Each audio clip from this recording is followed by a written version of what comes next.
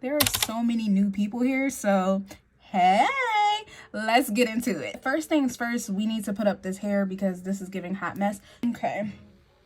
My hair is like mad poofy, so I already did my skincare, so we just gonna hop right into the brows. That's what I do first. I originally am from Philadelphia. I moved to Houston in May of 2022, so I'm a little bit over a year in Houston now.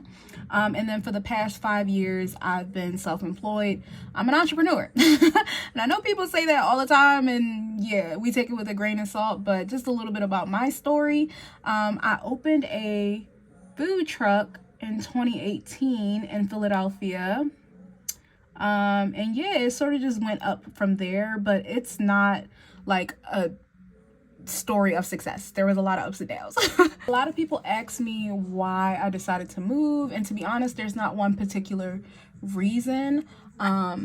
It's just basically for my mental health. I started to feel unfulfilled and trapped in Philadelphia, and I really wanted a fresh start. I had never lived anywhere other than Philadelphia my entire life, and it was just a lot. After surviving the pandemic and being a small business owner, I was drained, y'all, and I was almost on the verge of giving up, and I felt like I needed something to spark my motivation again, and that was moving across the country. In December of 2021, I had decided I wanted to move, and I just hit the ball rolling, and then I moved May of 2022. 2018, I opened the food truck called The Better Box. I specialized in gourmet egg rolls, and I was pretty successful. Within my first year, I opened a restaurant, and then I had my restaurant for 4 years.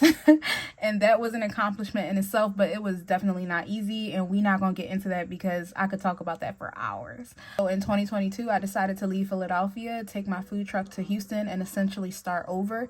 But that wasn't always the plan. I did manage my restaurant for almost a year remotely, but when you depend on people to help you when you're not physically there, sometimes it just doesn't go the way that you want it to. So September of 2022, my father passed away. So that was I had to go back home to attend the funeral. And then basically I was faced with an obstacle of the person that was actually helping me manage the restaurant remotely, decided to move to a new state as well, just the same way as me, abruptly, without any like notice. And then essentially I didn't have someone to help me manage it anymore, and my options were move back to Houston and do it myself or close the business, because I didn't have the proper support system, you guys. I was doing this the past 4.5-5 years essentially by myself, and I'm not going to say that it was a negative thing, but I felt like if I would have had a support system, I probably would have been in a different position than I am now.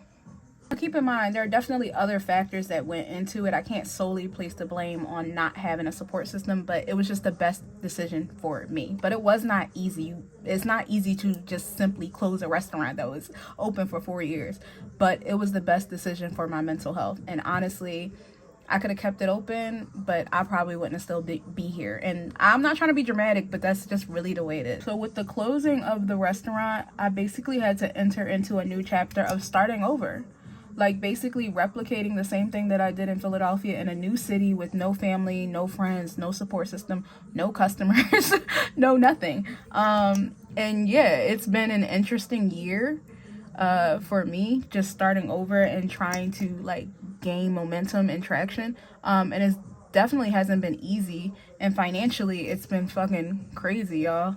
Like, it's peanut butter jelly and oodles and noodles around this motherfucker. But I'm making it happen. So fast forward into the now. When I moved, I wasn't really big on social media. In fact, I feel like I didn't post on Instagram in like a whole freaking year. But I knew moving to a new city, in order to gain like momentum and build a customer base, I had to put myself out there. And even doing this is not like my character. That's why a lot of people on my Instagram, like from back home that have known me for years, are like, damn, you a vlogger now? And I'm like, I'm doing what I need to do to survive, y'all. Like, social media is how people get their business out there, and that was the only way that I could, tell people in Houston, hey, I got a food truck. If you want something to eat, pull up on your girl.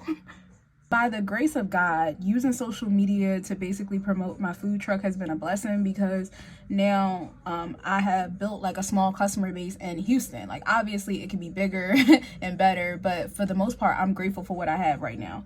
I have a regular set of customers that come see me on the weekends when I'm open, and then I have people who support me on my different platforms, and that's basically it. And then in my free time, I review food, you guys. I don't call myself your greedy good girlfriend for nothing. Okay, your girl be eating. That started out as like, you know, just like a small hobby because I was in a new city and I wanted to try the food. I'm a foodie at heart. That's how I got into the food industry. That's why I opened a food truck.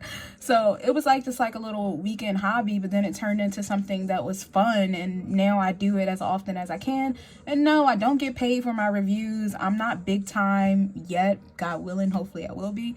But it's just an opportunity for me to try new places and then help, you know, put my face out there on different platforms. And it's fun. Your girl is gonna eat regardless of if I record it or not. The question that I get all the time is, are you gonna open another restaurant?